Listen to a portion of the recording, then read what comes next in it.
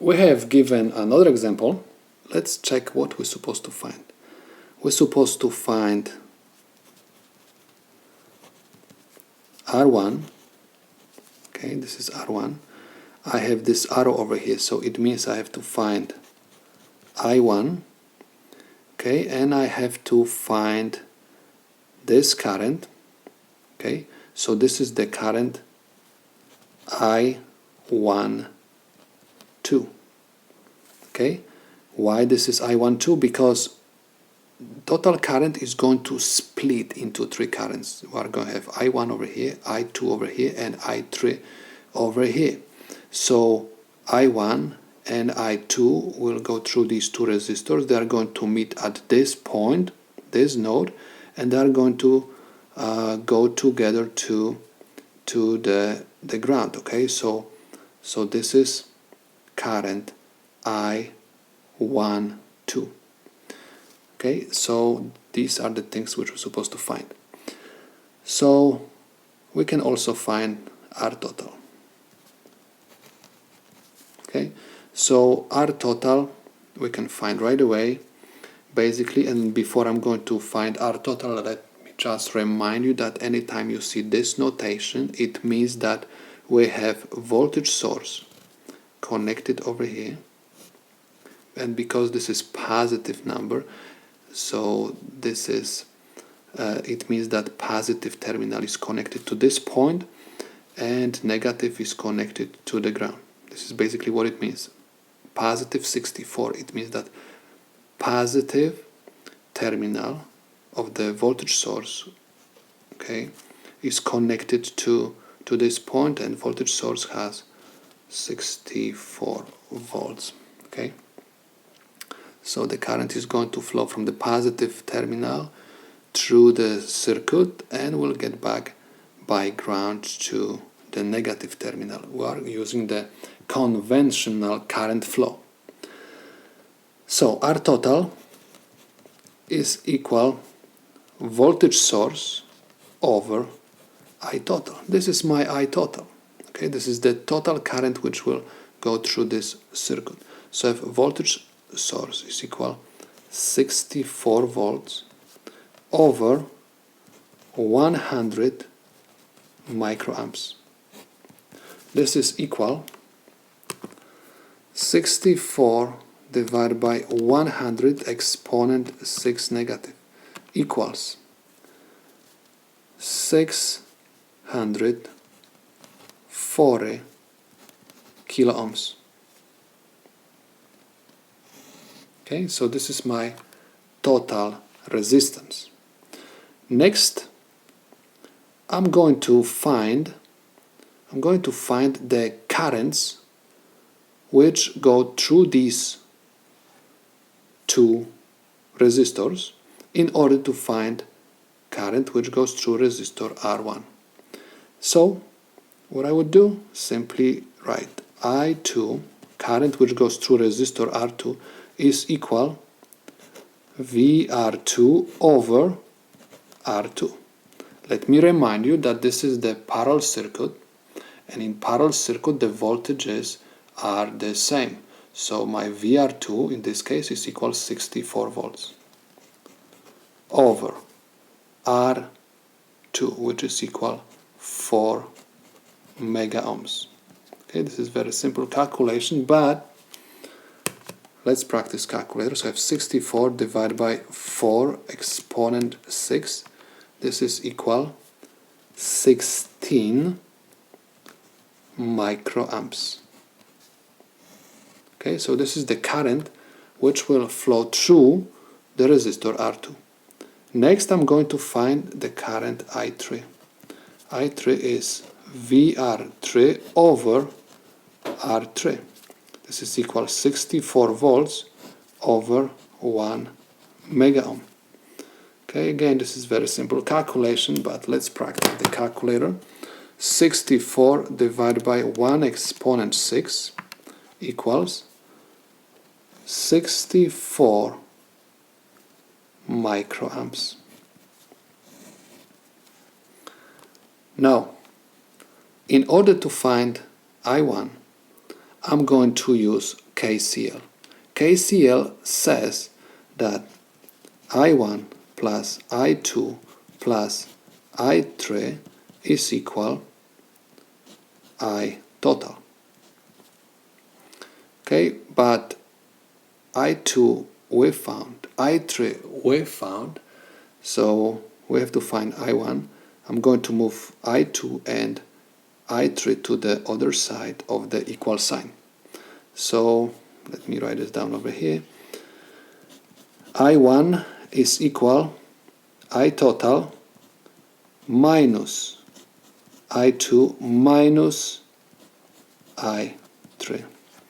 So this is equal 100 microamps minus I2, which is equal 16 microamps, minus I3, which is equal 64.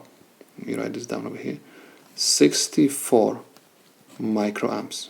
This is equal, I'm going to write this down over here. I1 is equal, I'm going to use the calculator, just again, to make sure that everybody understands how to plug in the engineering notation to the calculator. So I have 100 exponent 6 negative, okay, because I have micro, minus 16 exponent 6 negative minus 64 exponent 6 negative. This is equal 20 microamps. Okay, so this is the current which will flow through the resistor R1. So in order to find the resistance R1, I simply use Ohm's law. R1 is equal VR1 over I1. Again, voltage in the parallel circuit is everywhere the same.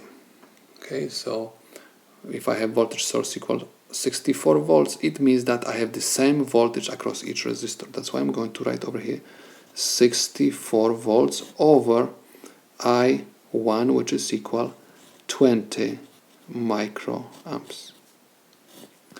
This is equal 64 divided by 20 exponent 6 negative equals 3.2 times 10 to the 6th.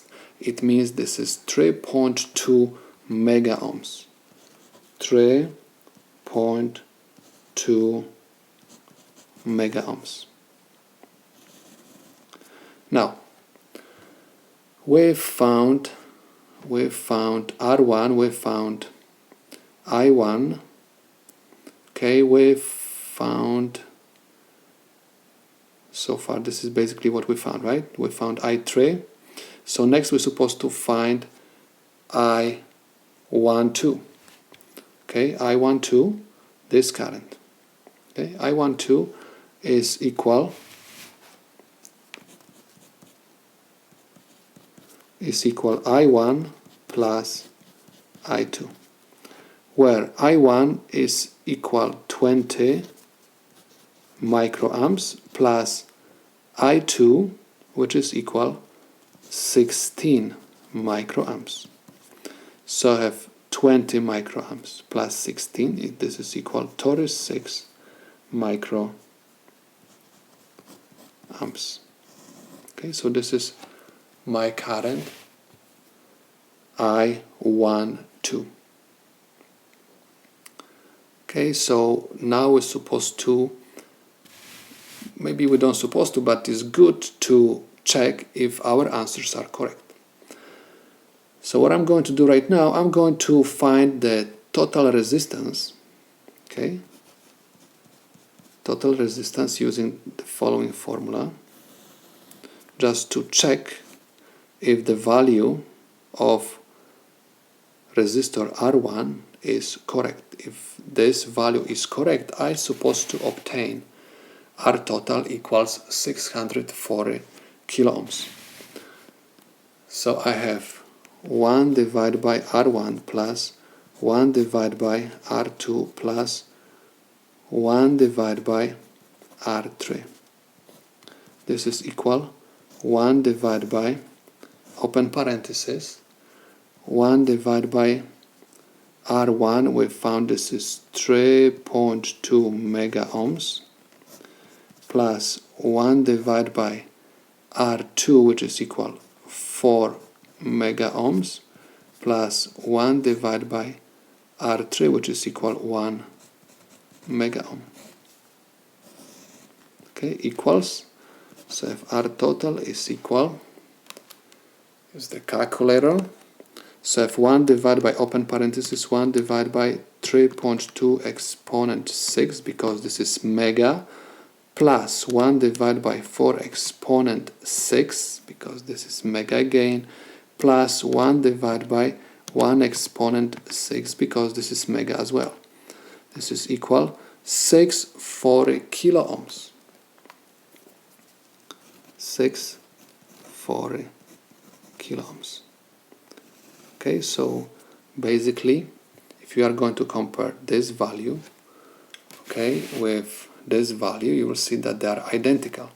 So it means that the value of resistance R1 is correct, and more likely rest of the results which we got, right, are good as well. So at this moment we can say that we solved the problem.